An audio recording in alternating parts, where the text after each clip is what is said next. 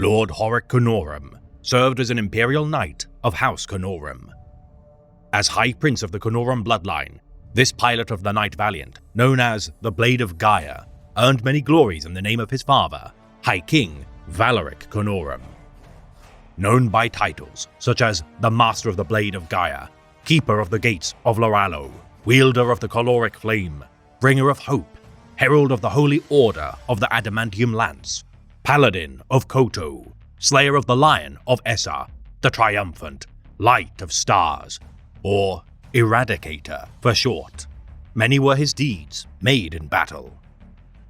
Defending the base of operations of a White Scar strike force on the hive world of Lutius Alpha, Horik fought the Orc-Wa of Warboss Ogrok Gutrekker until facing a foe worthy of his pedigree. Confronted by the bewildered Orc, known as Gargaz Teethgrabber, the diminutive Greenskin somehow managed to best the Knight Valiant in combat before stealing a Thunderhawk from the base. The many titles of this aristocratic braggart doing little to prevent his demise. Perhaps should he have given praise to the Emperor rather than his own ego, he might be alive today.